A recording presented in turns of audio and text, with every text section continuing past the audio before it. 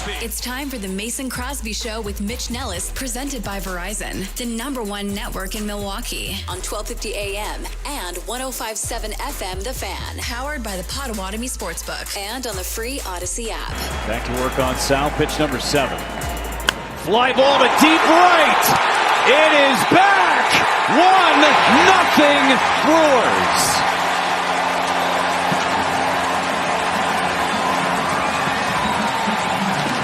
Back-to-back games with leadoff homers for the Brew Crew. Fastball, and Frelick dropped a head on it. Good morning and welcome in. This is the Mason Crosby Show with me, Mitch Thunder Nelles, presented by Verizon, the official 5G network of the Green Bay Packers. That is Sal Frelick leading things off yesterday. The Brewers do it again. Paul Skeens, who no one in Major League Baseball can hit, comes to Milwaukee and pitches like, oh, man. Alex Claudio. Alex Claudio was better. Who's a bad pitcher for another team that, like I was going to say Jeff Suppan, but Sup pitched great, and he pitched great against the Brewers at Miller Park. Who's like a pitcher who's notorious for coming to Milwaukee and just getting crushed?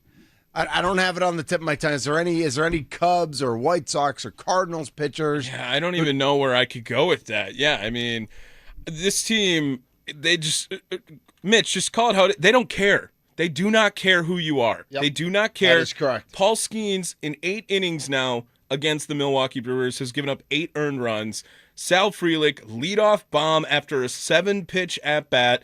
The team is they just don't care. They do not care who you are. It is nuts. Because they will be better than you each and every day. Literally every day. Not some days, not every day, but Sunday, every single day. The Milwaukee Brewers are better than you, and that includes you, Paul Skeens. Yes. The favorite to win the Cy Young Award in the National League comes to Milwaukee and just gets his butt absolutely kicked. Yes, and yesterday I told you I was waiting for this to tell you here because I wanted to tell you on air. Oh, boy.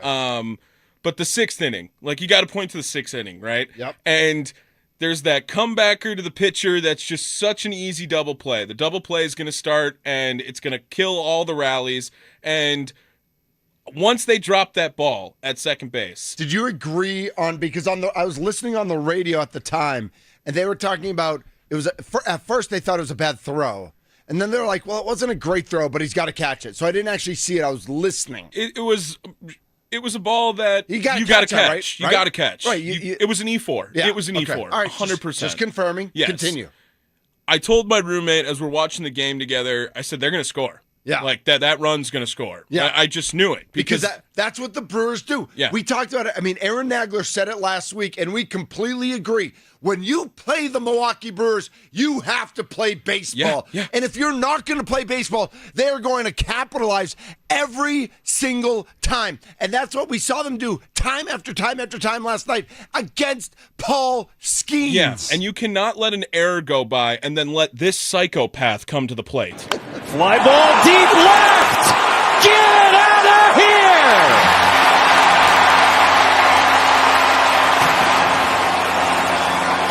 It's about 30 seconds of crowd noise after. Levering just let the moment happen. The Neanderthal. Andrew Vaughn, we got a text from Mason Crosby like 30 seconds before that happened of, did Vaughn get cold? Right. Did he go cold? Everybody's hot, and now Vaughn is cold? Right. And Vaughn said, hold my beer, Mason Crosby. Dude. I'll show you who's cold.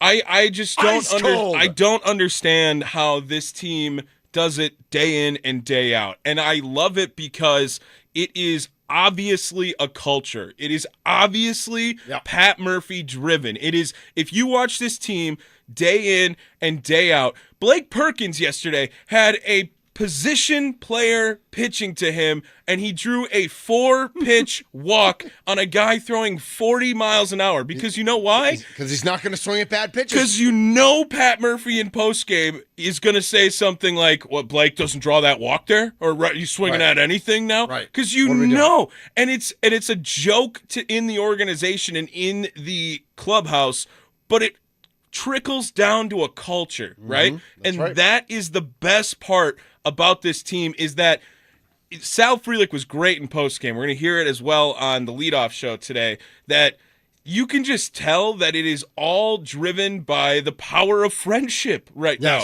It is all driven by this team enjoying playing baseball, playing a child's game, and making a professional living right now.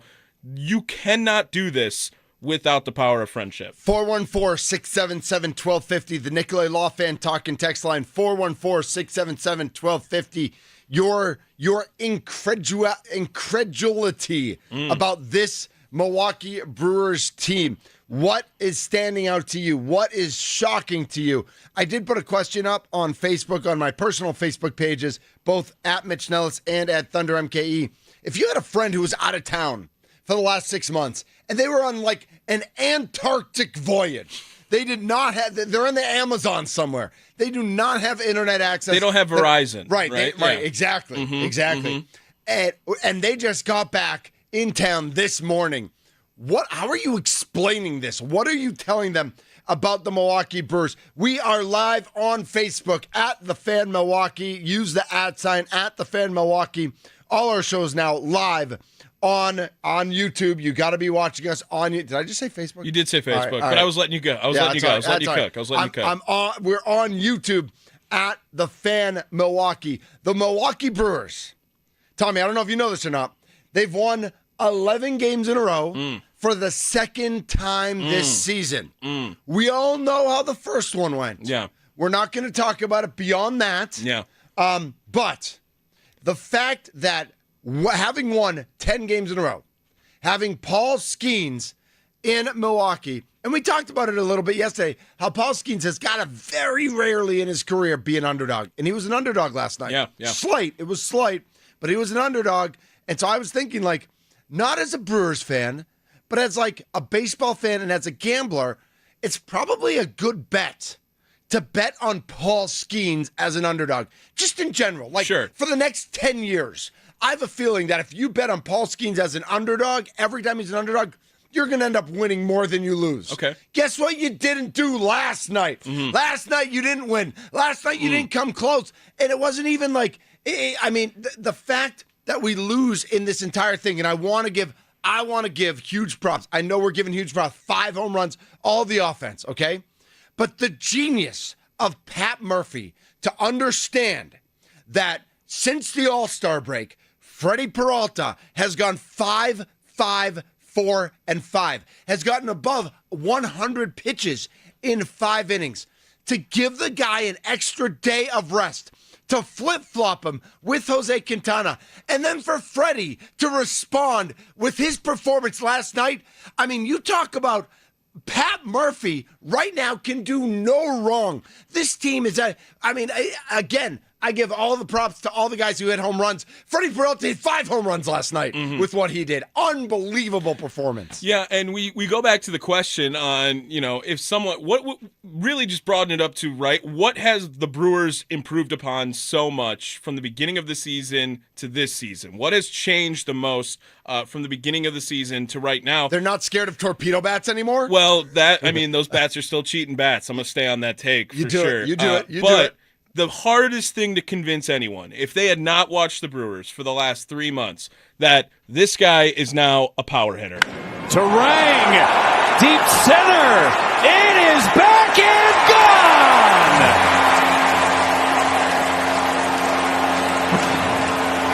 Tommy, did you see where that ball went?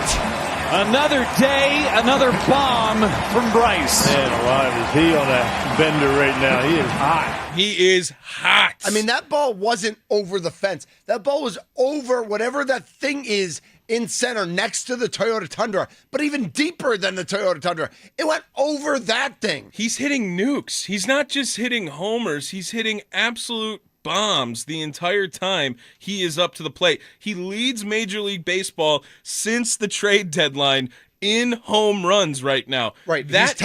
He's tied with the guy from Tampa who is in the home run contest. Yes, and Caminero. And there's one. I think it's Schwarber's.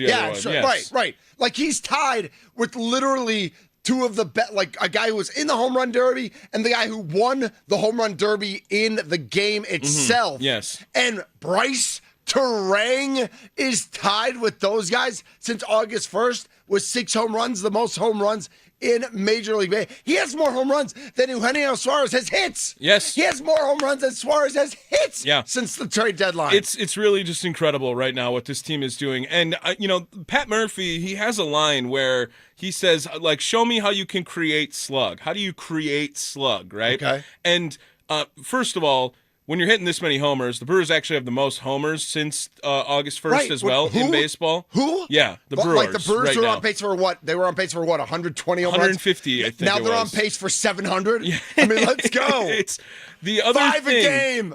Is that you'll hear it again too, where it's just like they play a different brand of baseball, right?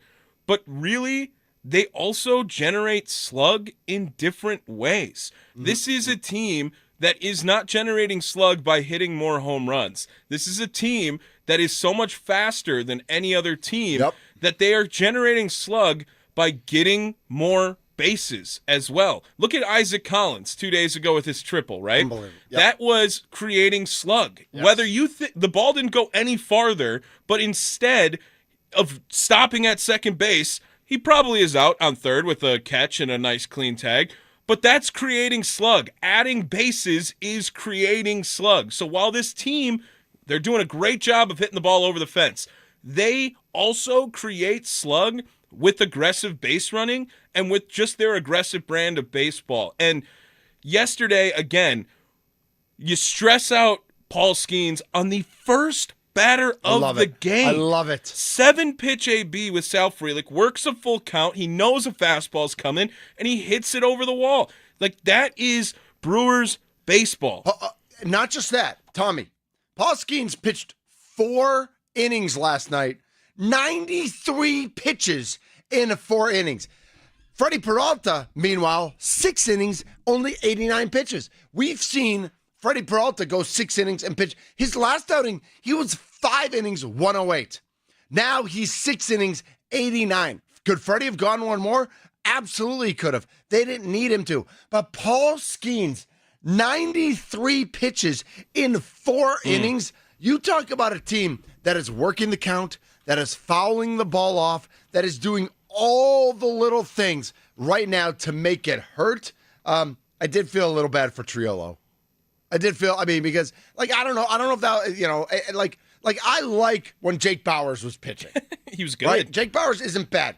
Siegler at least is throwing strikes. I don't like this, throw it as slow as possible. Slowest pitch ever recorded in the pitch tracking area, 39 miles an hour. He beat Brock Holt? Yep, slowest pitch ever. Brock Holt had that record. Brock Holt had a cup of coffee with the Brewers. Longer Red Sox, and then I think he went to the Rangers.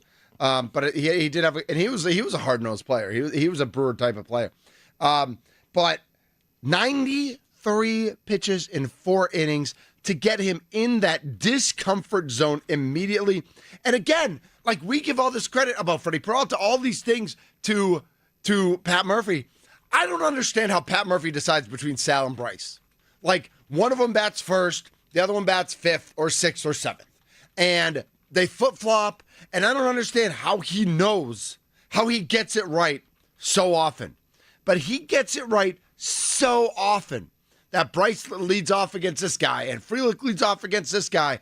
And then, sometimes when they face a lefty, neither of them even start, and they both end up hitting home runs in that game or scoring runs or whatever.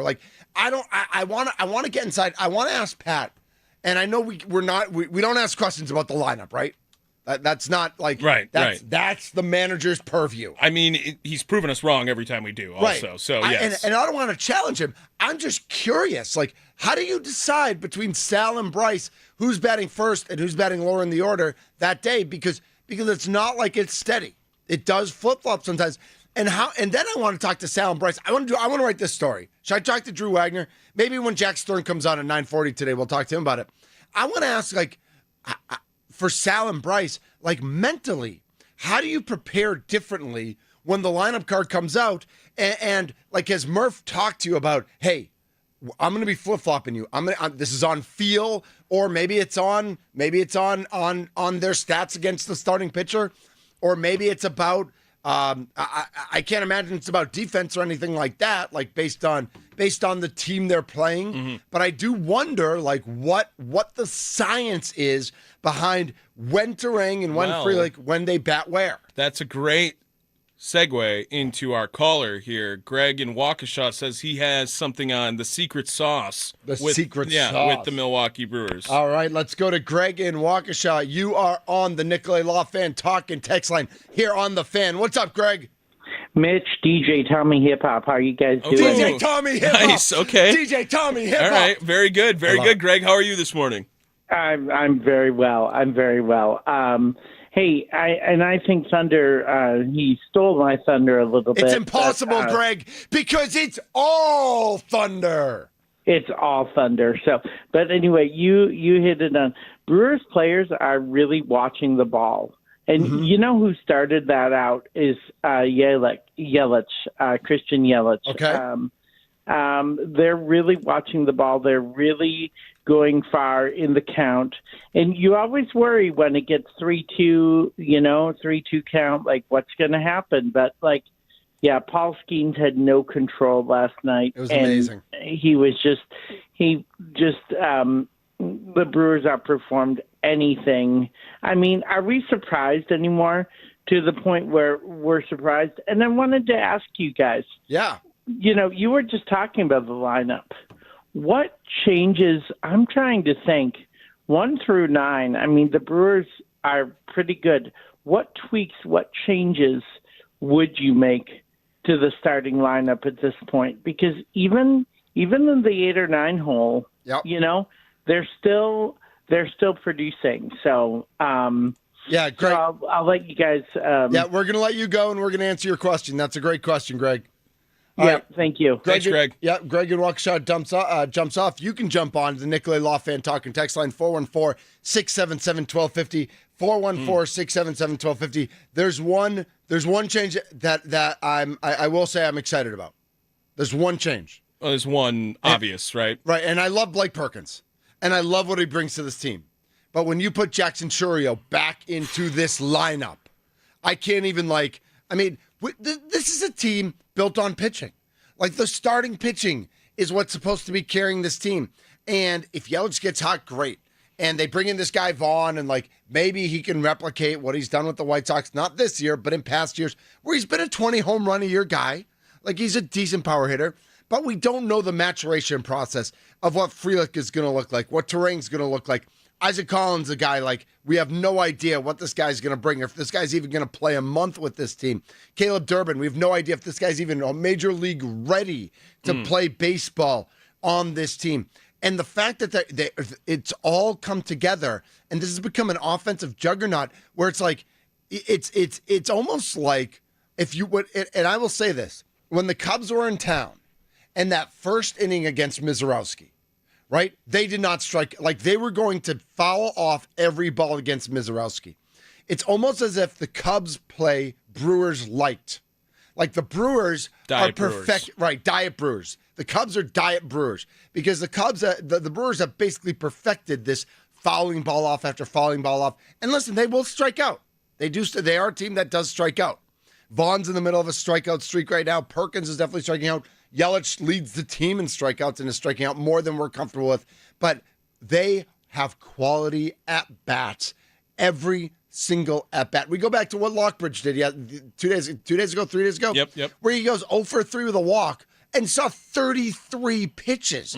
That's a full out. That's 2 relief pitchers that he basically worked through himself. Yeah, I also have to tell you about Kyle Tucker down there in Chicago. The last 15 games for him, right? Well, I know because he's on my fantasy team. Well, he's had 17 hits, 9 RBIs, 6 strikeouts, 2 stolen bases. He's batting .309. He has a .345 on base percentage and a .436 slug. Oh, wait, did I say that's Joey Ortiz, actually, over the last 2 weeks here.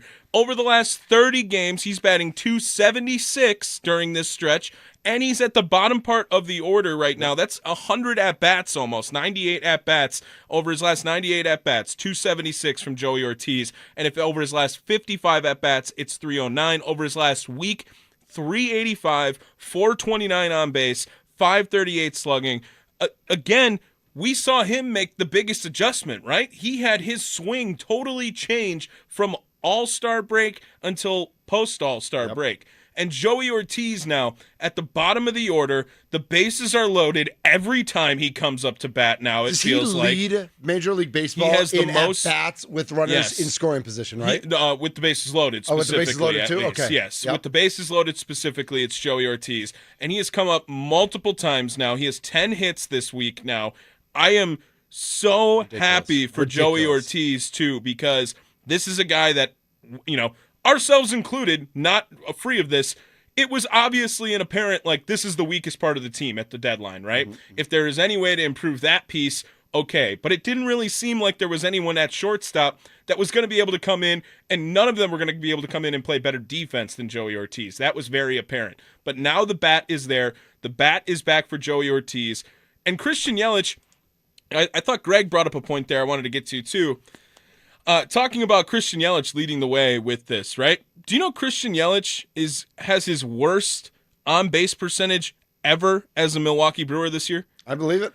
Ever. I believe it. It's his worst year he's ever had with Milwaukee getting on base. Because he's striking out so much. This was something that Yelich always was good at. Is just getting on base. Right. And it's 344. It's not 344 is still pretty good. It's very good. Yeah, he's got an 800 OPS. But he's used to being in the 370s when it comes to on base. Right. Last year, for instance, in his hot 73 games, he was 406, right? 370 the year before, 355 the year before that, 362. When you get back to his MVP years, he's in the 400s and the 420s. Which is crazy. But Christian Yelich, you can tell that this season he is leading more than he's led before, and people keep saying he leads by example.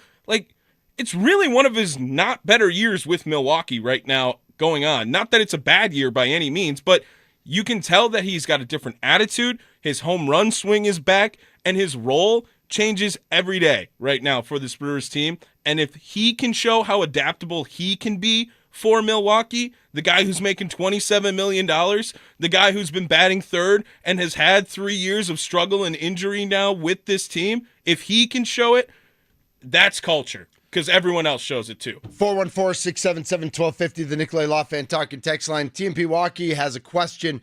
Do we know why Bryce String's listed as day-to-day? He technically came out with a pinky injury yesterday. Okay. But he spoke to the media after as well.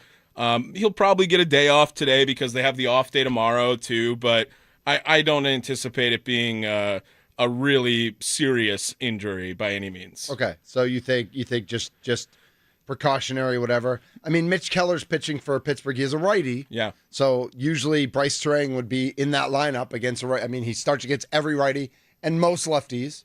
But you think they might be a day out, and they're off tomorrow, right? Yeah, they're off tomorrow. That's why it just makes sense. That just makes sense. Yeah, and right. I don't know if we really heard that until post game from Pat Murphy, but right. Technically he left with a pinky injury. Okay. But even when you say it, it doesn't sound serious, right? Yeah. Like the pinky is hurt. Right. So I don't know, but well, we hope. What he hits better with a bad pinky, it feels like at this point. I mean, he only hit it 430. He hit it 435 last night, and I'm like, that's an absolute bomb. I was telling the kids this morning, and then I said, look at Vaughn. Vaughn was like, hold my beer. I got to beat you by 6 feet. I'm going to go 441 on this one. 414-677-1250 is the Nikolai Lafan talking text line. And remember, for everybody watching on YouTube right now, you can comment in the YouTube video. That's at the Fan Milwaukee in the YouTube. You go right ahead. The leadoff show today is at noon with Tommy Wirtz. Tommy will be back here at noon. It is Brandon Woodruff on the mound for our Milwaukee Brewers. Brandon Woodruff versus Mitch Keller again. The Milwaukee Brewers significant favorites at the Potawatomi Sportsbook. I believe minus 235. That's a big number, my friends, in order for us to get some yum-yums. That's all I'm going to say about that. Brandon Woodruff on the mound. We've got Packers injury concerns, Packers news to get to. Jack Stern for Brewers Fanatic, one of the Brewers beat reporters. He's going to join us later this hour. We're going to talk. So we've got lots of Packers to talk about. We've got lots of Brewers to talk about. And, of course, we'll end the show with Thunder Watch. We didn't do Thunder Watch while we were at Thunder at the Fair. I thought about throwing it in there, But I decided, everything was so positive and fun at the fair and delicious. We did get some wafers. Somebody I think Cal brought in some wafer cookies today. Man, do you like those long ones, the wafer ones, Tommy? You a wafer guy? You do the wafer cookies at all? Yeah, I like them. Okay, Yeah. just checking. This is the Mason Crosby Show. It's a Human Wednesday. No Mason today. He's back tomorrow. We're presented by Verizon, the official 5G network of the Green Bay Packers. We're in the fan studios powered by the Potawatomi Sportsbook. More coming up right here. I'm Mitch Thunder Nelles.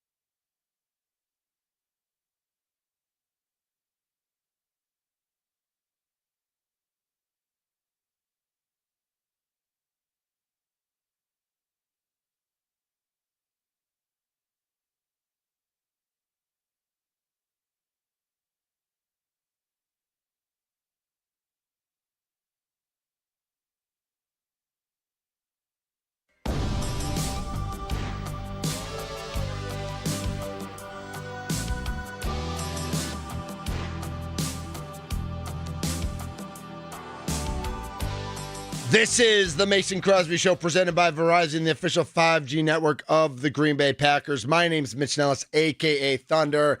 Tommy, every time I say Tommy, I just want to say the machine gun works because of Rocky V, right? Tommy the Machine Gun.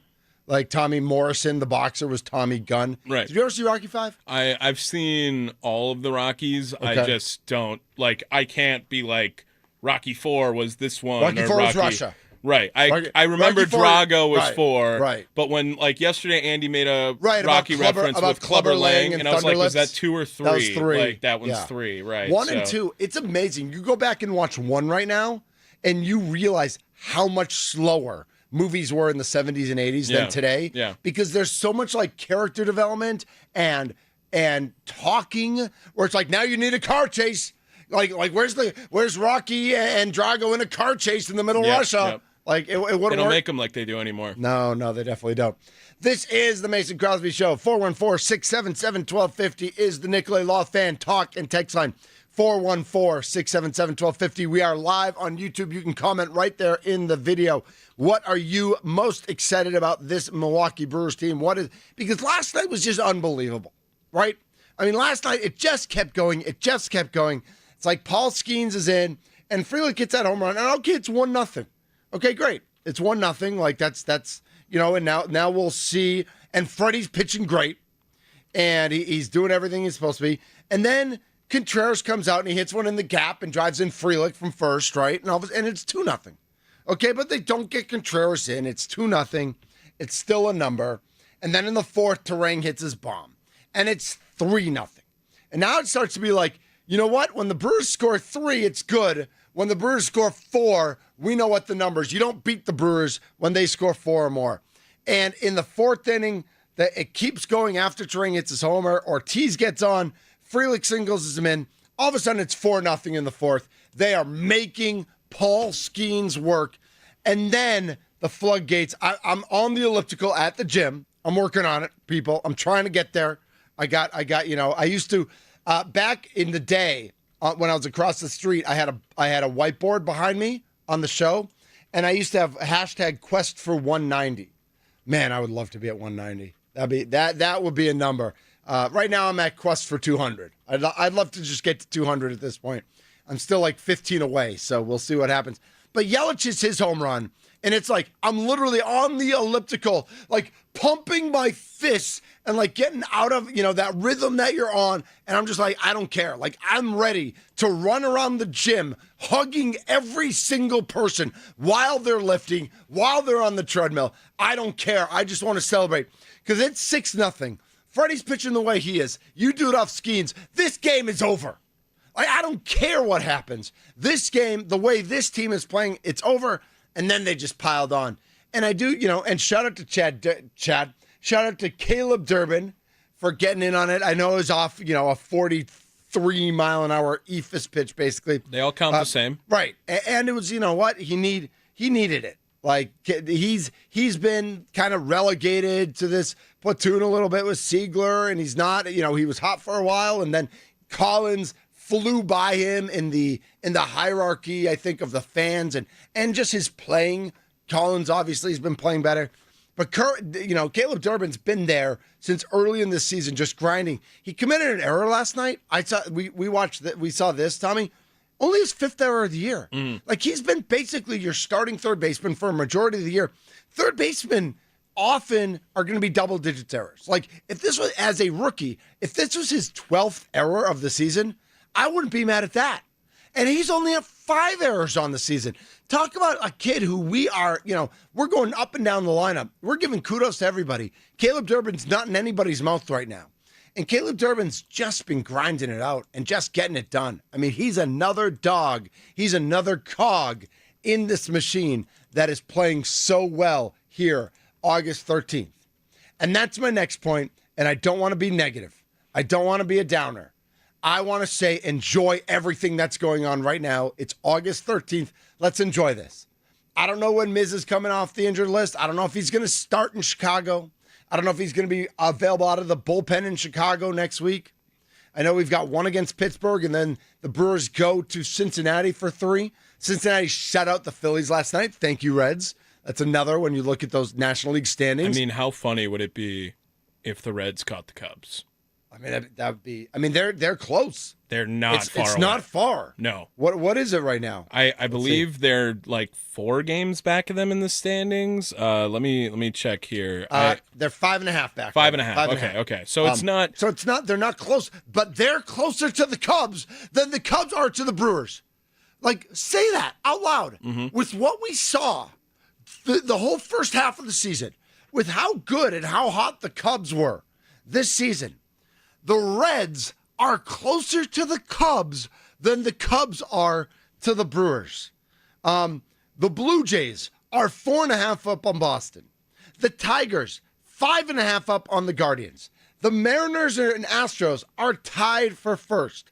The Phillies are 5 up on the Mets. The Dodgers and Padres are tied for first. The team with the largest divisional lead in Major League Baseball is our Milwaukee Brewers. Tommy, if I told you that a month ago, you wouldn't have believed me. As well as the Brewers were playing a month ago, and they were playing well a month ago. If I told you they had the biggest divisional lead, you'd have been like, Mitch, slow down. Mitch, come on, slow down. Relax. Hold your horses. And now it is true. It is the truth. The Brewers lead Major League Baseball in like everything right now that matters. Because you know what matters? Wins and losses. Mm-hmm. The biggest divisional lead in Major League Baseball is our Milwaukee Brewers. To be fair, we saw the over-under of 84.5 total wins this season, and all three of us said hammer that this year. Do you know what I'm so mad about? I'm going to open the Hard Rock app right now. So I have the Hard Rock app on my phone because in March, remember I was in Florida. I went to Red Sox spring training. Right. And Hard Rock is the casino that you can just bet on from your phone. It also works in Illinois, so you can go over. And I will say, we go to the Potawatomi Sportsbook, though. And the Potawatomi Sportsbook is great. You do have to be on campus to bet at Potawatomi. And when you're and maybe one day you won't have to. Maybe one day we'll have the Potawatomi Sportsbook app and we can just bet. We can load our bets on their website, but you have to be on campus. So on the Hard Rock site in March when I was at spring training, Hard Rock had it at 83. And I have $50 on it. And that's great. Why didn't I add a 0? Like I knew. Yeah. Like we all knew that 83 we knew 84 and a half was ridiculous. 83 was absurd. And I was, you and Andy Herman were talking about it during Pack a Day today. Even in 21 and 25, even at 25 and 28, we still thought this Brewer team was better than that. Like we didn't know they were this good. We didn't know they'd be 75 and 44, but we knew they were a better than 500 baseball team.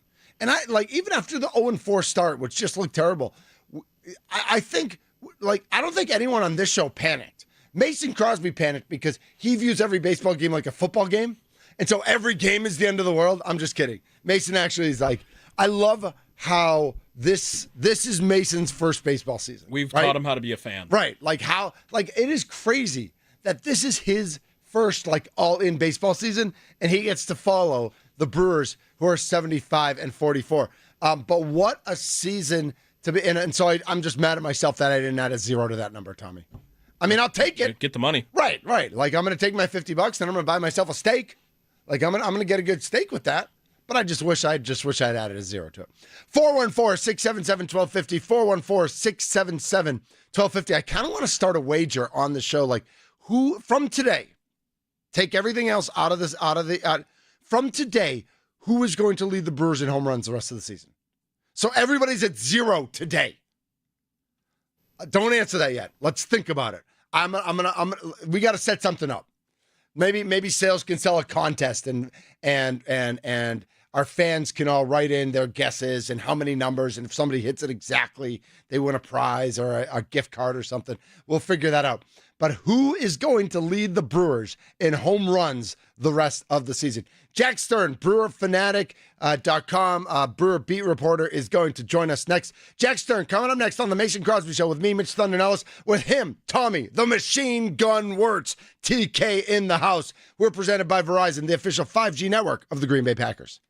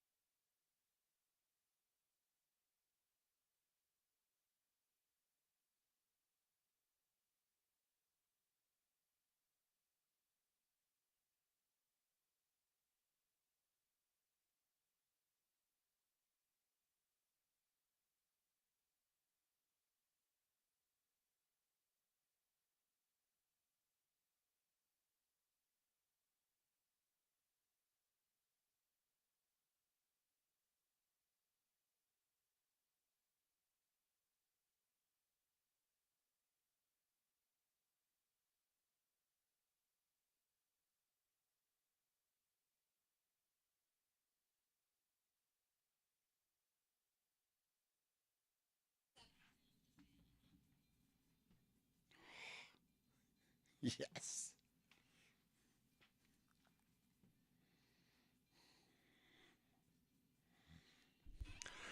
This is the Mason Crosby Show with me, Mitch Thunder Nelles, presented by Verizon, the official 5G network of the Green Bay Packers. Joining us now on the Mason Crosby Show. I assume he's at AmFam Field already because he basically lives there. If not, he's on his way. Jack Stern from BrewerFanatic.com. Jack, good morning. Welcome in. Good morning. How's everything going? It'd be a little better if I wasn't sitting in traffic right now on 41, but I'm close to the ballpark, so. That is fair. I will wave my traffic magic genie wand and get it out of the way because you need to get there because we need our Brewers news. And we know you're at every game covering it for all the fans at BrewerFanatic.com. Jack, you have a pinned tweet on your Twitter page. Bryce Durang crushes second deck home runs in batting practice. How much power lies beneath his all-fields approach? I think there's a lot. He and the Brewers are working toward pulling more balls in the air, but getting there the right way takes time. Well, Jack, it sure feels like it's time. As much as everything that's gone right over the past 11 games, over the past month, 2 months, whatever it is, tell us about what has changed with Bryce Durang. Yeah, so this is a guy who maybe when you look at his frame and you look at the approach that he's usually had in games, you wouldn't expect him to be much of a power threat. But one of the cool things about my job is I get to be there and watch the home team take batting practice every day. So all summer, I've been watching Bryce Durang hit home runs off the Loge level bleachers whenever he could really get that bat head out in front. There's always been a lot more pop in there, especially this year with some of the changes he made to his stance and adding way more bat speed, swinging a lot harder. There's always been more pop in there than I think a lot of people realize, myself included. So, I talked to Pat Murphy, I talked to Connor Dawson, just about like the work that they were doing behind the scenes, because it was pretty obvious that if you watch this kid in batting practice, he was trying to do some work at getting into that power a little more, getting the bat head out in front. That's not always the easiest thing to do, though. You can't just snap your fingers and make that happen. That's what Connor Dawson told me, the Brewers' assistant hitting coach. It takes some time, especially guys who are getting used to growing into their bodies a little bit, getting used to swinging the bat a little bit harder, getting to the front of the plate a little more, making contact out in front. That's what it takes to pull the ball in the air for home runs. But he said that he thought Bryce Durang was close, and that was a couple weeks ago. And pretty shortly after I put that story out, we've seen him go on that power binge. So as a writer, you always like to see something you write about come to fruition pretty quickly. But no, this is something that I'm sure it's taking a lot of people by surprise. But, if you've seen Bryce Durang behind the scenes, there's a lot more power in that bat than what he's shown in game action so far. And I don't think he's going to continue popping homers at the rate that we've seen over the last week or so. But we're starting to see it show up in games now. And these aren't cheap shots either. Like the one he hit last night, that was 435 feet. Like, This is some legitimate power in that bat. So it's been nice to see him tap into it, and kind of cool for me to watch too, because I've seen it for quite a while now behind the scenes. So when you can see that showing up in games, that definitely takes a player like that to the next level. BrewerFanatic.com. Follow him on Twitter at @JackStern. Jack joins us on the FanGuest hotline, powered by Gruber Law. We started with Bryce Durang, but overall with this team, with this win streak, with the way they've played since the All-Star break, the way they've flipped the standings in the NL Central and the entire National League, night after night following this team, what has stood out to you? What has maybe surprised you in a way you didn't think possible with this Milwaukee Brewers team? I think right now the thing that's most surprising is that they're hitting for a little bit more power during this stretch than I thought that they would. For most of the season, that's been the Brewers' weakness. They haven't really slugged a lot. And like, this is a team that doesn't necessarily need to slug as much as other teams do because they pitch so well. They play great defense. They keep runs off the board. They get on base a lot. They take extra bases on balls in play because they're such good base runners. So if you're able to move up, say, from first to third instead of first to second, plays like that, you don't need as many extra base hits, but you got to have that in your back pocket at least a little bit, especially if you're going to beat all kinds of different teams, if you're going to be able to win in short playoff series down the line. So right now they're doing more of that. They hit a season high 5 home runs last night, excuse me. And look, that's never going to be their game. The Brewers are pretty open about saying that even last night after the game. Like, we're not going to win because we're hitting home runs per se, and that's not something we're trying to do. But they need to have that ability to at least, I think, slug at a decent rate. If they can be close to average in the power department, I think they're going to be okay. Because if they can do that, then you're looking at a team that really is able to do just about everything. There's not a clear weakness there, and I think that's what's really led them the most to the success they're having. They're doing everything. I mean, they're pitching, they're playing defense, they're running the bases, they're getting on base, they're not making mistakes. They're driving the ball a little more when they get pitches to drive. I mean, you really can't poke any holes in what they're doing right now. It's been pretty incredible to watch. Jack Stern joining us here on The Fan. Our studio is powered by the Potawatomi Sportsbook. And talking, Jack, about all the things that the Brewers are doing right. One of the things we've talked a lot the past couple of weeks on the show is when you play against the Brewers, you have to play baseball. You have to field well. You have to pitch well. You have to have good at-bats for all 27 outs because the Brewers aren't going to stop. We saw that against the Mets when they got down 5-0. The Brewers aren't going to stop playing baseball. You have to play baseball against them. Do you think that brings a little extra pressure on other teams, knowing they can't mess up when they're playing the Brewers right now?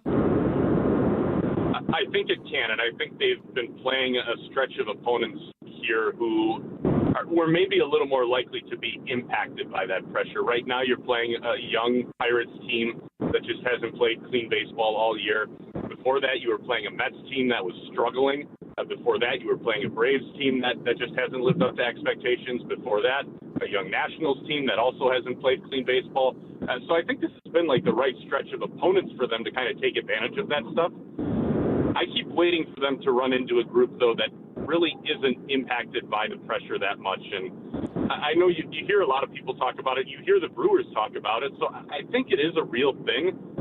I'm a little bit skeptical, maybe compared to some other people, of how much it can really impact every team. Because, look, you can be putting pressure on guys, but at the end of the day, especially when you're facing the best teams come October, these are teams that should be able to handle the pressure. They should be used to the pressure, and it shouldn't impact them as much as maybe some other teams. So I kind of keep waiting for them to run into a group that really is able to kind of shrug some of this stuff off or go toe-to-toe with them when the Brewers are trying to apply that pressure. So I do think it's part of their identity. I think it's something that they strive for. I'm just kind of curious to find out, especially as we go along here, like, is that actually something that is going to be super impactful against every team they play? Because that's where I'm a little bit uncertain yet, but time will tell. Jack Stern joining us on the Fan Guest Hotline, powered by Gruber Law. This is the Mason Crosby Show with me, Mitch Thunder Nelles, presented by Verizon, the official 5G network of the Green Bay Packers. Mason off today. He'll be back tomorrow. We talked a bit last week when I was doing a special show at the State Fair about our concern for Freddie Peralta. You know, since the All-Star break, he had gone 5-5, 4-5. Pat Murphy makes the decision to flip-flop him with Jose Quintana in the rotation, gives him an extra day off. It sure looked like it worked last night. Did Freddie Peralta need like a day, a mental reset? Is this another example of Pat Murphy, like everything he's doing right now just turns to magic? Or is this just coincidental that, you know what, sometimes when you face the Pirates, everything works out when you're Freddie Peralta? I would imagine it's a little bit of both. I mean, I think Freddie did need that extra day. This is a guy who has pitched in every scheduled start so far. He's been super durable for the Brewers. And Murphy did know, too, like, he's also used to getting extra days of rest. He's been able to do that a lot in the past with some of the other rotations the Brewers have had. But he was kind of in a stretch of going on the 4 days rest instead of the 5 days. So by having the off day in there, you were able to kind of slide some things around. Quintana's been in the league for quite a while. He's used to pitching on that kind of schedule, so he's capable of it. I think it worked out for everybody. I mean, any opportunity that you have to get a guy who's logged as many starts as Freddie Peralta, just an extra day to stay sharp, I think that's something that you're correct in taking advantage of. So I think Pat Murphy and the staff made the right call there. It's always hard to say if that for sure is the reason exclusively why he was so good, because we've seen him do that before on occasion when he's on 4 days rest. But I think any opportunity you have to give him a little bit extra time that's something that you're well served taking advantage of. So I don't know if the Brewers are going to have a whole lot of opportunities coming up to do it again here, especially with this stretch that they're on, with that 5-game series coming at Wrigley. But any opportunity you have to do it, I wouldn't be shocked if that's something where you kind of try to reconfigure some things whenever you have the chance, just to get him those extra days. Yeah, and it was a great opportunity for him and for the team. Certainly, Jack Stern joining us. Follow him on Twitter @byJackStern. Speaking of that Cubs series, and we don't want to look ahead. We know it's game by game. It's not even game by game. It's inning by inning with this team. Win the pitch, win the at bat, win the half inning, win the inning. But I do want to ask Jacob Misiorowski on the injured list, due to come back potentially sometime during that Cubs series. What's the latest on Misiorowski? And, it was a bone bruise, but what does it look like for him coming back during that Cubs series? So as of now, the last we've heard of it is that he's going to pitch in some capacity on Friday this week, whether that's he throws like a live BP, he makes a rehab start, or he pitches in the big leagues again. The Brewers aren't sure. They haven't told us yet. But it sounds like the next step for him is he's going to be throwing in some kind of outing, real or simulated, on Friday, and then the Brewers are going to kind of go from there. So we'll see how it lines up.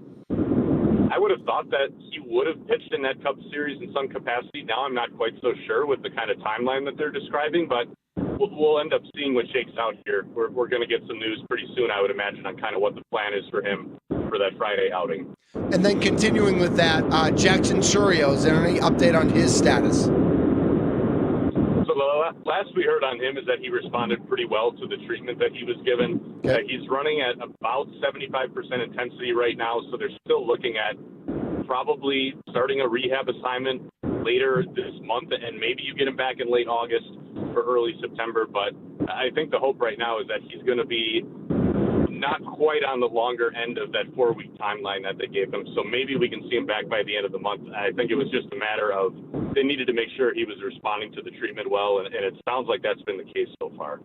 Jack Stern, BrewerFanatic.com, joining us on the Mason Crosby Show. I've got to ask about the toast of the town, Isaac Collins. And my first question to you about Isaac is, what did you know about Isaac before this season started, and what he could do both offensively and defensively? Because I think it's all been a revelation to Brewers fans. Yeah, I mean, I knew about him going into the year, and in the minor leagues, just kind of seeing his performance and how he got there. He always profiled as a guy who he's going to have decent quality at bats. He's not going to chase a lot of pitches. He's going to draw his walks. Not a contact hitter per se, but he puts the ball in play at a pretty decent clip. So all those abilities made him look to me like a guy who, if you get average offense out of him in a utility role, that makes him a very useful player. So sure, I did not expect that he was going to do this, though. And that's going to be, that's where it's a little bit surprising to see what he's been able to pull off during this stretch. But, sometimes that's the way things go. If you can stack enough guys on your roster who have a pretty high floor, and then you get them on a hot streak, that's kind of what you can run into every once in a while. And I think that's kind of what the Brewers have gotten with Isaac Collins. He's done a really nice job. The defense in left field has surprised me too. So that's been a little bit out of left field. I didn't know that he necessarily had that in him, but it's been nice to see what he's been able to give the Brewers. He's been a pretty big boost for a team that's had some injuries in the outfield. So many great stories with this Brewers team this year. And one of the best stories, of course, is today's starting pitcher, Brendan Woodruff. Woody on the mound, he's been essentially unhittable, since he came back. His location has been spot on, even if people keep talking about that his velocity is not exactly where it was before the injury. He's been fantastic. What does it mean to the team and the organization, his return and his performance on the mound? Yeah, I mean, it's been a pretty big boost, and I don't think anyone was really expecting that it was going to be at the caliber that it's been this year. Everybody knew that the velocity was going to be down, but he was able to get it back into a range where we can see it plays. I mean, if he's averaging 93, touching 95 like he has so far, he can get outs with that kind of stuff, and he's certainly done it. He's made a few adjustments. He's got a new cutter now that he's throwing, and I think that's opened up some doors for him to get guys out without a little bit less heat. But by and large, he's still going at guys aggressively in the strike zone with fastballs. So I think a lot of the stuff relating to the approach has been pretty similar for him, and it's continued working. So, I think so far his return has gone about as well as anybody could have hoped. It maybe took a little bit longer than some people were hoping, but I think everybody would agree that you'd take those extra weeks, you'd take those couple setbacks he had in the rehab, knowing that this is how it was going to turn out when he came back. Well, there's a lot of hungry Brewers fans interested in the game today. Are you allowed to make projections or predictions about how this second 11-game win streak will end up for the Brewers? I think they got a better chance of sealing the deal on free burgers on this one. This is a Pirates team that is very, very beatable. They look pretty lifeless right now. The Brewers have things going in their favor right now, and I would be a little bit surprised if they don't come away with a 12th win in a row here. Jack, thank you so much for taking the time today. That's Jack Stern, BrewerFanatic.com. Follow him on Twitter @ByJackStern. Jack, enjoy the game. Thanks so much for all your coverage all season long, and we'll see you out at the ballpark. Thanks, you got it. All right, that is Jack Stern covering the Brewers for us. He covers the Brewers every day at BrewerFanatic.com. And he's got great hair, by the way. We didn't really talk about his hair today, but he has great hair, like for sure. Tommy, I mean, I'm allowed to say it. I got a little, envious of his mane. Yeah, I mean, well, none of us at the station. Maybe Charlie could compete with him, I guess, but Jack Stern's hair, incredible. Yeah, it's Fabio-esque. It is on point, no doubt about it. We've been talking Brewers. We're going to keep talking Brewers here as they've won 11 in a row, trying to get their 12th in a row. But we're also going to talk Packers because the Packers are on their way today to Indianapolis. Tomorrow is the joint practice. Today there's not media availability, but there was media availability yesterday. There was an open practice yesterday, so we got to talk a little bit about what we heard on Andy Herman's show, Pack-A-Day Radio, and of course all of his Pack-A-Day podcasts that he does as well. Reminder that you can find the Mason Crosby Show and all your favorite shows from The Fan on Apple Podcasts, Spotify, wherever you get your podcasts. Just catch the full episode if you want. You can listen by individual hour. You can listen at 1.2 speed if you want to. Tommy, what speed do you listen to your podcast at? Just one? One, always. Just one? Oh my gosh, man! It must be nice to have all the time in the world, like a mid-20 something. I don't trust people who listen on that 1.2 stuff. 1.2 is fine. No, 1.5 is too fast. You could. You wouldn't even notice. You wouldn't even notice. I'm telling you. Listen, 1.2. I tried it with lectures and whatnot in college and stuff like that. No, not my speed. I think it also quite literally not my speed. It also depends on the speed at which the speaker speaks, because sometimes, especially with podcasts, guys speak slowly and enunciate all their words, and it's too slow for me because I'm an energy guy. I'm ready to go. Let's go. Like, you can't listen to this show right now on 1.2 or 1.5 because I'm too fast for you. So you're going to get a headache right away. But there are people, and there are, especially when you listen to books, I think sometimes when people read books, I think sometimes you can speed it up just a little bit. But wherever you listen to your pods, just search The Mason Crosby Show. Hit the follow button. Get every minute of the show your way and on your time. This is The Mason Crosby Show, presented by Verizon, the official 5G network of the Green Bay Packers. I'm Mitch Thunder Nelles.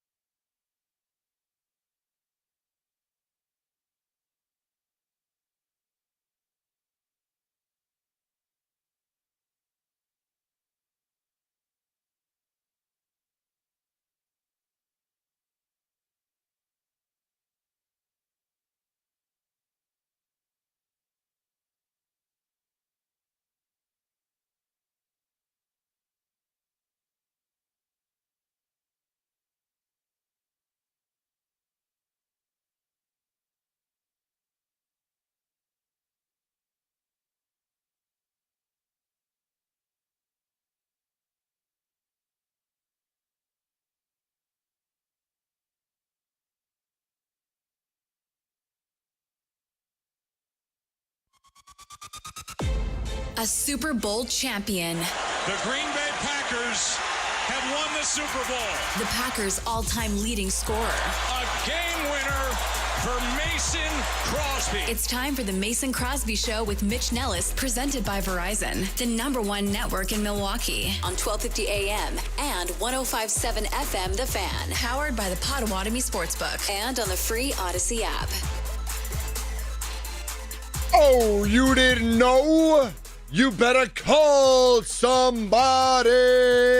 This is the Mason Crosby Show with me, Mitch Thunder Nelles, presented by Verizon, the official 5G network of the Green Bay Packers. Tommy Wirtz is here as well. Tommy's sporting his Buffs hat, representing, I don't know, Shador? You Shador today, or are you Mason? Big Shador guy. Yeah. Big Travis Hunter guy? Yeah. Only when he's playing defense, though, not when he's playing offense. Oh, really? Okay, Yeah. all right. Some news and notes just around my brain before we get to some Packers talk. The Milwaukee Bucks schedule comes out tomorrow, so we do know they are playing at Atlanta on MLK Day. I'm like 97% sure that's a day game because Atlanta always hosts on MLK, and they always do a big presentation before the game. They are one of the arenas that's known for hosting on MLK Day. Years ago, let's see, Little Rumble's 12 now, so I feel like she was 3, so maybe 9 years. How long has Luka been in the league? So maybe not. 2018? Okay, so I bet this was 2018 or 2019. The Bucks hosted the Mavericks on MLK Day, and I took the Rumbles, and it was a day game, and I took them to that game, and it was like all kids, and it was great. It was a lot of fun. They had off from school or preschool or whatever it was. So that schedule's coming out tomorrow. I know we teased it a little bit yesterday, and I assume there'll be some leaks today, but we already know Christmas. We already know opening night, ESPN schedule. So I don't know exactly, I think the big things for us is when's Steph coming to town? When's LeBron coming in? LeBron and Luka now. When are LeBron and Luka coming to town? I don't know. Is there as much juice with the Celtics coming to town, or Cleveland, or Indy, but no Halliburton? We do want. I think it's a bigger deal for Indy when we are going to Indy, when Miles Turner comes back to play at Indy. That's a bigger deal. But we'll keep our eye on that. And as we hear more today and more tomorrow, and certainly on Friday, the full schedule, we will pass that along. I did put a question up on Facebook and on Twitter. If you had a friend who was out of town, not just out of town, but out of pocket for like the last 6 months. Like they didn't have internet, they didn't have cell service, they were on a safari, or they were on a desert something, or they were in Antarctica, doing it like on a mission or whatever. What 3 things would you tell them about this Milwaukee Brewers team? And we're getting some good responses. We'll get to that in the next segment. When's the last time somebody hit a home run and hit into a triple play in the same game? I have no idea that answer, but Shohei Ohtani did it last night. I don't know that I ever thought, I don't know that I ever would have bet that Shohei Ohtani will hit into a triple play in his career, just based on his speed and how good he is. But it was the perfect storm of a line drive right up the middle, runners on first and second. The guy on second was actually close, but they got him, and then the guy at first had no shot. So just some fun news and notes. James Cook, who'd been sitting in with the Buffalo Bills, signs a 4-year, $48 million deal.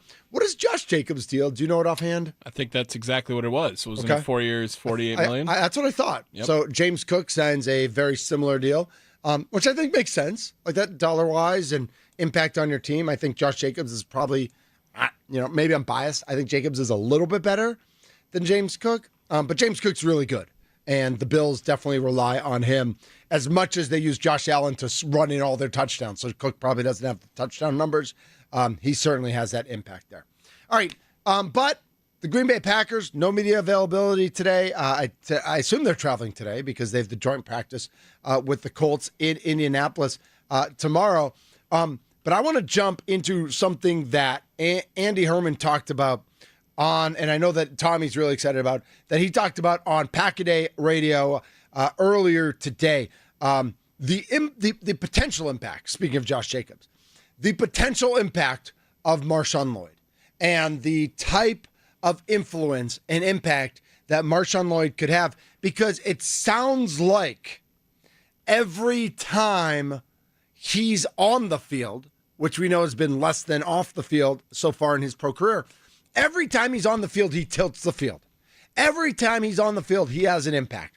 Whether it's his speed, his shiftiness, his vision, his ability, Marshawn Lloyd makes a difference that the other backup running backs who, I really like Chris Brooks. I think Brooks is really good. I know you really like Emmanuel Wilson, right? You've always liked Wilson. Oh, yeah. But if Marshawn Lloyd can stay healthy and be the type of player that it seems like the Packers and the people who are at Packers practice think he can be and see every day in practice, that just adds a whole nother dimension to this team, doesn't it, Tommy? Yeah, I don't foresee Emmanuel Wilson being on this team. I think they're going to keep 3 running backs, and Chris Brooks looked pretty good, I thought, in a couple of moments as well. I thought he did. During the first preseason game. But, yeah, Marshawn Lloyd, I asked Andy specifically, was there this amount of hype last year as well at camp? And maybe, I wasn't working here and I was in Minnesota during that time, and but I didn't feel the same about Marshawn Lloyd last year, I thought. But he says that he's echoing, this hype has been built up now for over a year with Marshawn Lloyd. And we got to see very little of it last year with Green Bay. That is correct. And this year, if everything seems to work out and he is healthy and he is able to be the Packers' number 2 running back, the sky's the limit on what he could be for a number 2 back in the league. 414-677-1250, 414-677-1250. What are you watching at Packers training camp? What are you watching with this joint practice with the Colts that will be Jordan Love-less? There will be no Love at joint practice with the Colts as he recovers from left thumb ligament surgery. I guess I'm a little nervous about Marshawn Lloyd and staying healthy. And I think that's fair. I think we all should be a little nervous, a little hesitant about that. But if he can stay healthy, if we could see a heavy dose of Marshawn Lloyd both on Thursday and Saturday. Saturday's the noon game, right? Mm-hmm. All right, a Saturday at noon. Man, that's a weird. I'm used to Sunday noon games. I'm used to Saturday night. Saturday noon for an NFL game. That's it. Just pretend you're the Houston Texans in the playoffs. Ooh, nice, nicely done. Yeah, good rip on the Texans. Always getting the worst time slot, right? Yep.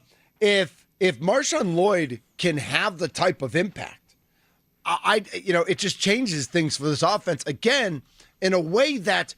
When you have an offense without a number 1 receiver, when you've got a lot of really good receivers, and again, Matthew Golden might end up being that guy, when you've got a couple really good tight ends, but neither of them have done it really consistently. Kraft was close last year, but they certainly haven't done it for multiple years consistently. Josh Jacobs is the guy that we all rely on.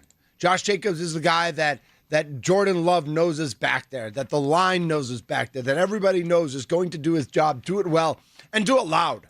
Do it with leadership. Do it with a voice. That if Marshawn Lloyd can come in and be that change of pace and really make an impact, that adds a whole nother dimension. Because, again, now when you're bringing in the backup running back, you know it's not for sure a pass.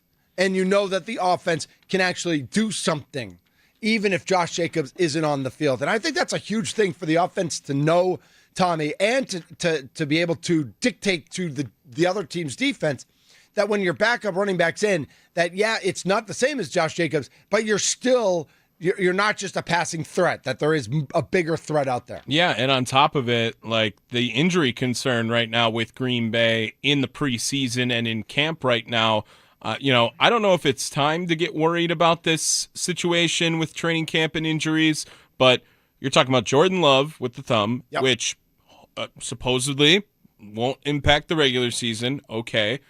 Xavier McKinney has been out now for a little bit of time here. Yep. Jaden Reed ends up in the walking boot. Dontavian Wicks didn't play in the game. Romeo Doubs is now banged up. Rasheed Walker at left tackle even right now. Yep.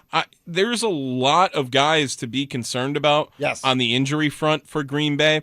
And I think that Marshawn Lloyd last year was one of the guys that was a concern for injuries based on just, hey, he's got the issue, and then all of a sudden it's appendicitis, like throughout, in the middle of the year. It's just a very unlucky first impression on the Green Bay Packers and on the NFL career for Marshawn Lloyd.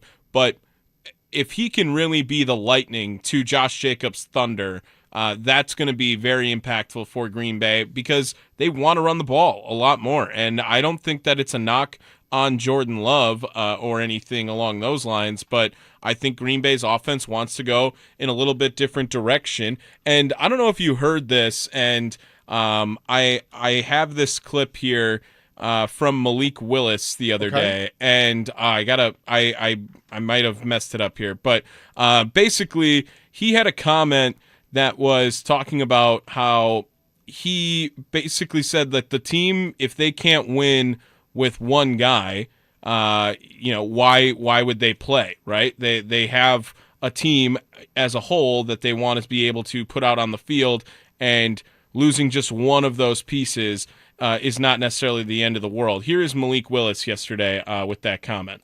No, this team can't handle one person being down for a couple of days, and I think we're in more trouble than worrying about what I should do. I think that we should be mentally strong enough to go out here and do what we can to execute each play that's called within the timing of the play, within the execution of the play, and just play ball. I mean, it's not a one-person game. It takes all 11 at all times. I know this position that we play gets a lot of, added hype or added pressure, but it's not really about that. It's about going out and playing ball, all 11 working together.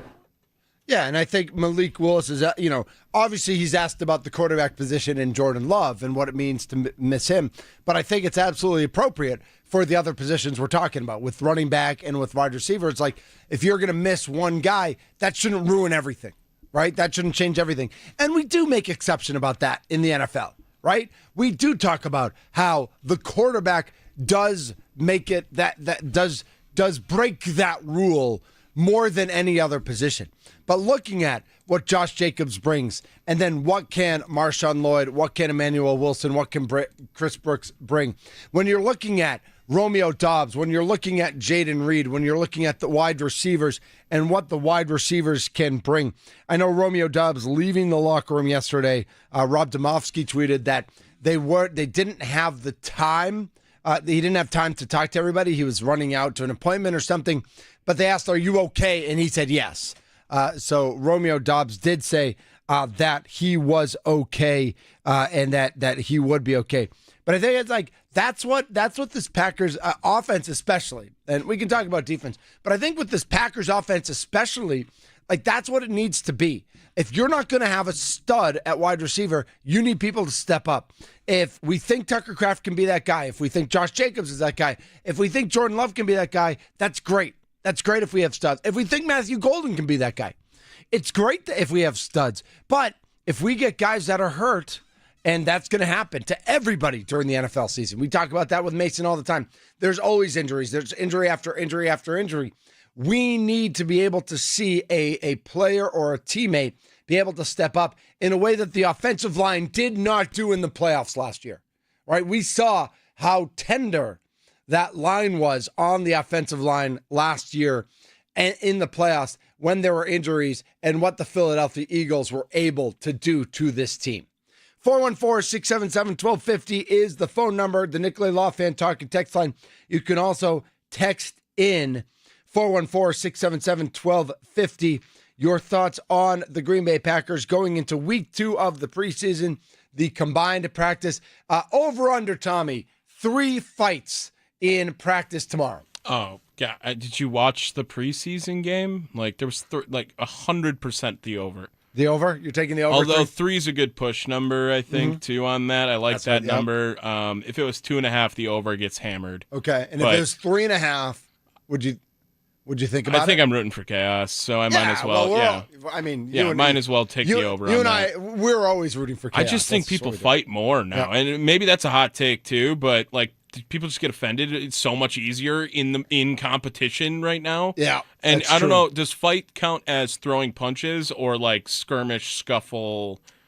I think they both can count. I think there can be a skirmish that's not a fight. Because I will say they But it's just definitely threw punches more back in the day. I Yeah. won't slander any old time football fans. No, there. not at all. But as far as getting offended, shoving, scuffle, like that, hammer the over on that. Yeah, that the over. I don't know that I always come like if they're just jawing at each other, helmet to helmet. I don't know if that counts as like. I think there at least needs to be some pushing. Yeah. Okay. Yeah, there needs to be a shove. I'll still take the over. Like an NFL player shove.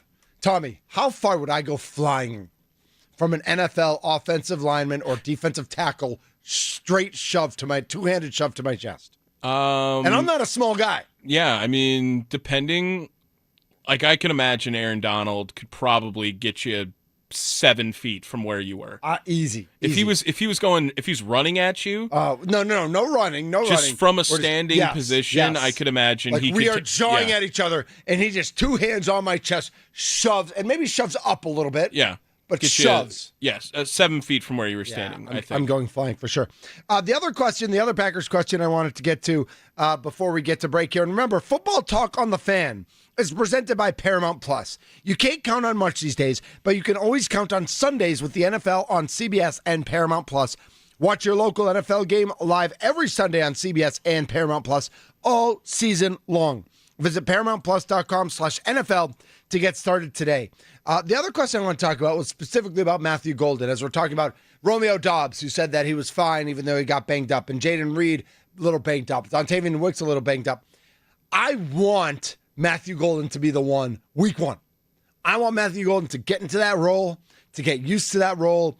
I don't think they're going to treat him like the one right away. I think they're going to treat him like they treated the three-headed monster last year. I think they're going to be in and out and in and out and in and out with those 4 guys, assuming they're all healthy. Now, if they're not healthy, that changes things. But if Reed, Wicks, and Doubs and Golden are all healthy, I think they are 4-headed monster. They're all 1Bs, right? They're all 2s, whatever it might be. I think they all get similar amount of snaps.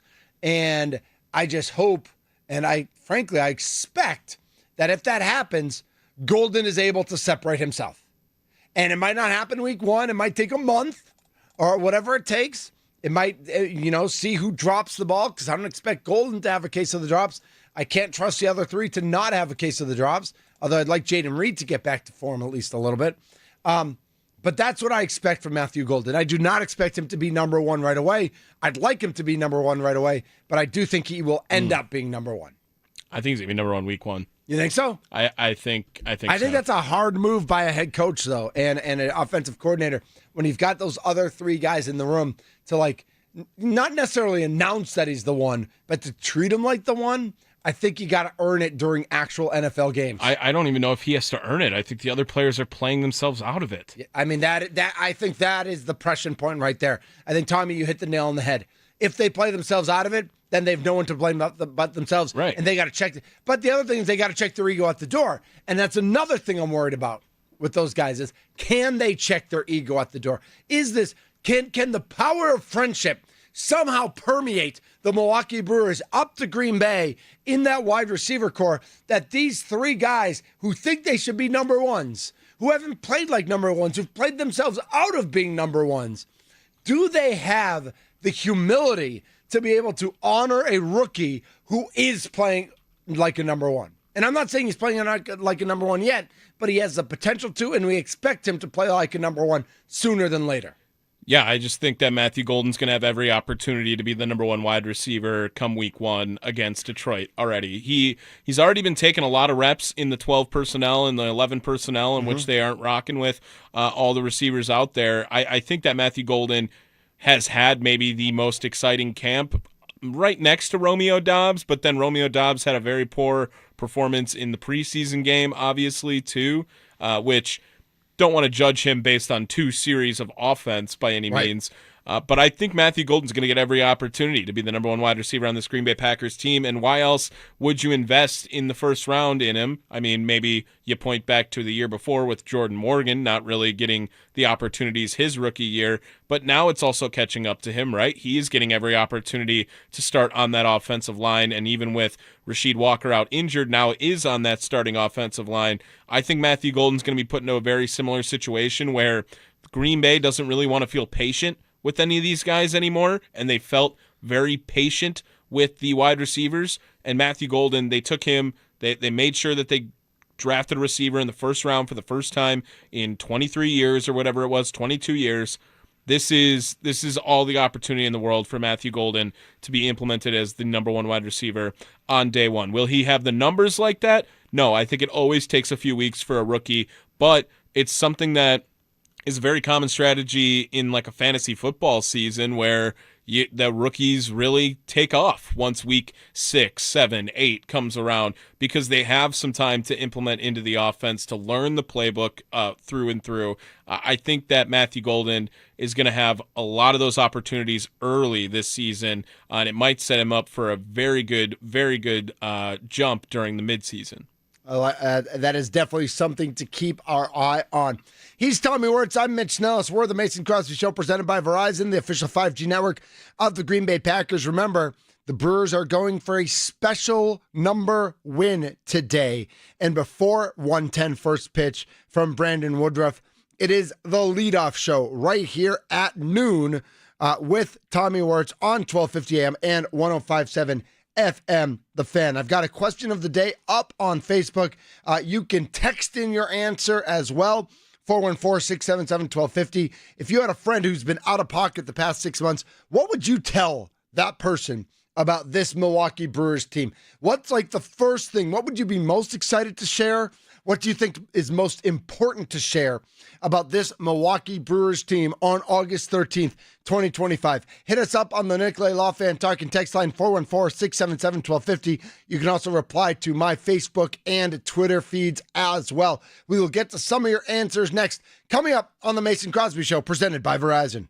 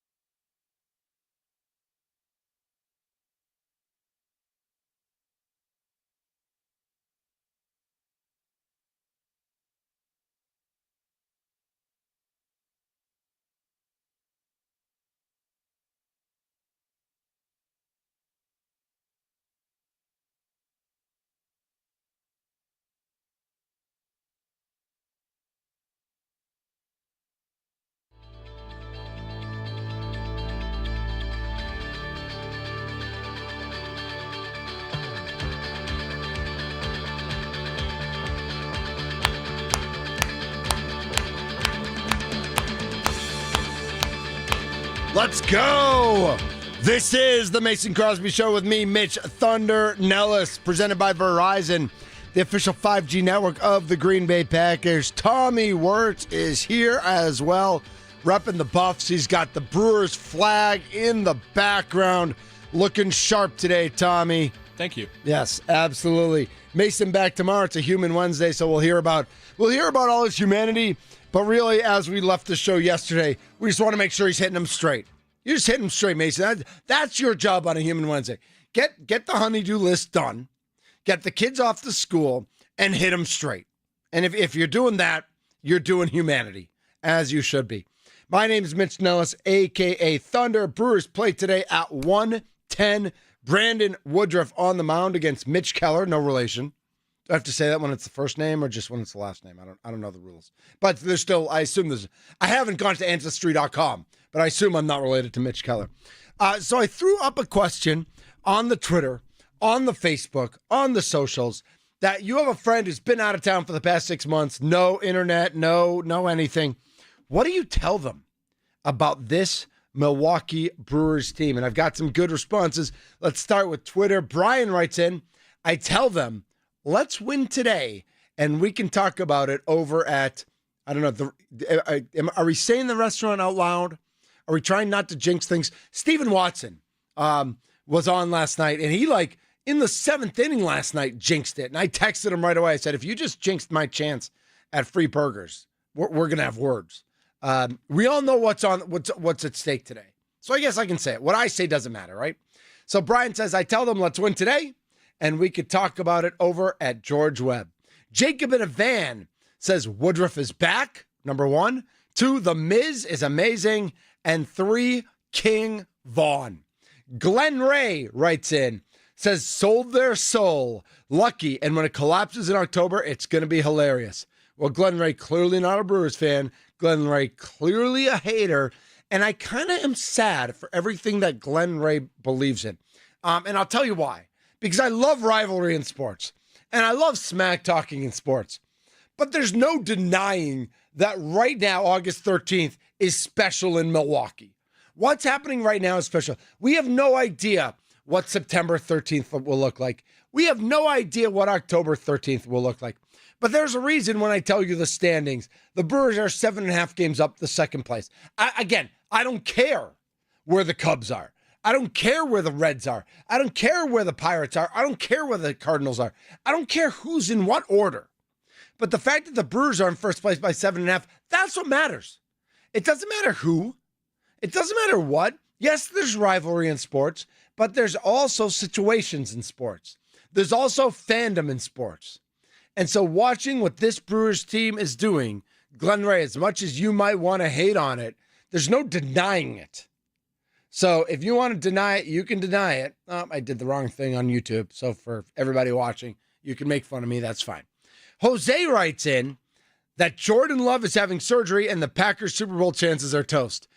So last week I did set up a Twitter poll. What are you watching? Brewers on Saturday night or Packers on Saturday night for their first preseason game? And it was like 85% watching the Brewers. And I didn't put up an option like, are you watching both? Are you double screening? All those sorts of things, which I know a lot of people do, which I did it sometimes. I actually DVR'd the Packers game, so I watched the Packers game on Sunday because I wasn't going to miss the Brewers game. But we also know we live in the state of Wisconsin, right, Tommy? And we know that the Brewers can be 75-44. And that people, there is an element of our population that will only care about the Packers if the Packers are playing. And you know what? That's okay. Again, FAN stands for Fanatics. Andy Herman reminds us of that at least once a week. You go ahead and do you. You want to pay attention to the Packers? You want the Packers to be on your radar in that way? You go right ahead and you let the Packers be on your radar that way. And the rest of us, honestly, the rest of us will truly enjoy the ride. And we will enjoy every day. And we will have a good time. And it will all work out for us. But it's okay for you. If you want to just focus on the Packers, that's okay. That's life. That's life here in Wisconsin. That's how we roll. Looking at some Facebook posts, Andy writes in, I'm still thinking of the three things, but hopefully you're having this discussion at George Webb's while enjoying free burgers. Well, that's not yet. Andy, that's not yet. I'm still thinking of the three things too, but that's not yet. Jeff writes in, they have the best starting pitching staff and an exceptional bullpen. They have great production throughout the lineup with the addition of Vaughn and the hot hitting of Collins. On June 17th, they trailed the Cubs by 6.5 games, and thanks to an unprecedented team surge, they now lead the division by 7.5 and have the best record in all of baseball by 6 games. And I think Jeff did a great job encapsulating it there, right there. The best starting pitching staff and exceptional bullpen. Great production throughout the lineup with the addition of Vaughn and the hot hitting Collins. And on June 17th, they were 6.5 down, and now they are 7.5 up. And you tell. And all right, so here's Tommy.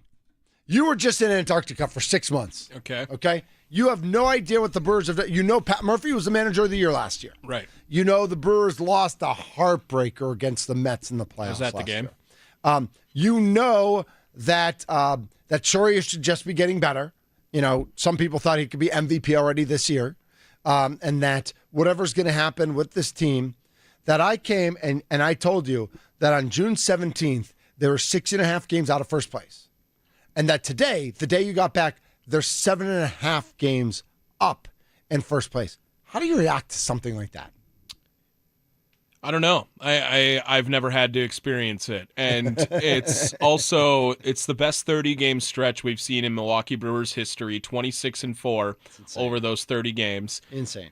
I've never seen a team make up 13, now 14 games in a span of 60 days right now here, which is just completely unheard of in baseball. And it's surprising how you can have a sport that's been around for 100 and maybe 700 years. It feels like there's a 125th anniversary every year for Major League Baseball. Agreed. But like, it's still something that you've never seen. Like, we've never seen what the Milwaukee is doing, and they're going against the grain, and that's why it just feels so special with this team, and it just feels so unique, because everyone else is playing a different game right now than the Milwaukee Brewers. Everyone else is trying to improve upon a game that the Brewers could not care less about playing. They don't want to hit more home runs. They don't care if they hit more home runs, I should say. And on top of it, they're playing the game of baseball that if you were growing up watching, learning, playing, like, it's how they're like how you were taught to play the game. It is like a little bit nostalgic watching Milwaukee Brewers baseball, and then every time they continue to, catch fire in an inning or in a back half of a game, it's just pandemonium ensues every time. Because right now, the Milwaukee Brewers, two things that you can say right now, like, put the ball in play, good things can happen. Yep. Right? Yes. And hitting is contagious. Yep. And those two things that you just always heard baseball coaches and parents telling other people throughout the entire experience. And the Brewers are now living that on a major league stage right now. And it's so fun to watch. And I just feel incredibly lucky right now that I was born in Milwaukee and born into this fandom in this stretch right here. It is absolutely wonderful and absolutely special right now, no doubt about it. Sean writes in, Andrew Vaughn trade, Christian Yelich is back, pocket pancakes. And where's Quinn Priester? No one said anything about Quinn Priester. They weren't. No one said anything about, hey, we got this guy that no one liked. Jeff said best starting rotation in baseball. Okay. That includes Quinn Priester. But don't forget about Quinn Priester after one bad outing. I'm not going to do that. I'm not going to do that. Joe writes in, average Joe's dugout pancakes and woodpeckers. Yeah, woodpecker is a new thing now too. What's that? Because they never stop. Oh. Like last night, they woodpecked that entire game. Right? Did you see the? Oh, I saw it. Yeah, with tweet. With Pat Murphy holding up the picture. Yeah, that's woodpeckers. What that was. Okay. I kind of like that nickname the best of anything that anyone's come up with. I was in the middle of helping Mrs. Thunder fold 10 loads of laundry while that was happening last night, because the girls got back from overnight camp for 3.5 weeks. So it's been laundry central at our house. But Murphy's Woodpeckers, like, I kind of like that. Yeah. I don't need the alliteration. I just like the mantra that it speaks. Michael says, best record in baseball. Play baseball the right way by playing good defense, making contact, and good pitching. Murphy has done a great job. And then we have another Cubs fan, Brad, who says, Brewers are peaking in August, building up their confidence, but getting ready to get eliminated in the NLDS of the playoffs from a more experienced team. You know what, Brad? I got a short pier and a long walk, and you can take advantage of both of them at the same time. Over the last week, 2 for 25, 7 strikeouts, batting .080, on base percentage of 115, and is slugging .080. Is that Kyle Tucker? That's Pete Crow Armstrong. Oh, PCA, the MVP? Yeah. PCA, the MVP? You know what? It's a bad sample size. Let me go over the last 15 days in which he is batting 179, 217 on base percentage, 286 slugging, has 0 home runs. Oh, what? Yeah, in that stretch. But he's the MVP. Bryce Terang has more home runs since August started than Pete Crow Armstrong has in the last 30 days. I mean, I'll take it.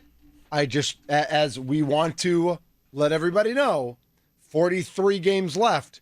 There's no saying that none of these Brewers will go through a stretch like that. We hope they don't. We don't expect them to because of the power of friendship. PCA just must not be friends with his teammates. Maybe they need a little better friendship in Wrigley. Isaac Collins has an 840 OPS. Yeah. And Pete Crow Armstrong has an 815 OPS.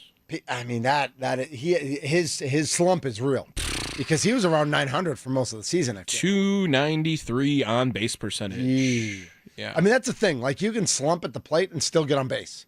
Still make things happen for your team. I think that's what Pat Murphy would have benched him by now. Right. But well, he wouldn't have because he's stuck with Joey Ortiz, but because he still plays a great center field. That's the thing that I think about, like with Joey Ortiz, is like Joey Ortiz struggling for most of the season until recently. But Joey Ortiz still did things to help this team win. He still played a great defense, and he still. Is there another stat you got? I got excited. I was looking at the career number. I almost freaked out. I almost freaked. Joey Ortiz's on base percentage is 280 this season, and Pete Crow Armstrong's is 293. Yeah, I mean, like, it's not that far off. Right, for two hitters who are still separated by more than 200 points in OPS. Yes, for Joey Ortiz to still get on base at not a great clip. Listen, 273 is not great. But it's okay, and it's kept him in the lineup, and now he's finding his bat. And if he finds his bat, if they just keep lifting each other up. I mean, listen, Blake Perkins struck out 3 times last night. Like, he didn't have a great game at the plate, but he plays a great center field, and guys pick each other up, and that's what this Brewers team does time and time again. 414-677-1250, 414-677-1250. Ken wrote in and he said, why are you writing a sticky, gimmicky question like this? Like, don't be like your competition. And I said, Ken, it's just a way for me to ask, like, what's impressed you the most about this team this year? If you want to answer that instead, you go right ahead. What has impressed you the most about this Milwaukee Brewers team so far this year? 119 in, 43 to go. Coming up next on the Mason Crosby Show, we're going to jump into Thunder Watch. Who's on Thunder Watch? Who's off of Thunder Watch? Who we keeping an extra eye on? And I had somebody all teed up, all queued up, and then he went yesterday and he ruined it all by being amazing. So this is the Mason Crosby Show presented by Verizon. My name's Mitch Nelles, a.k.a. Thunder. He's Tommy Wirtz. We're in the Fan Studios, powered by the Potawatomi Sportsbook.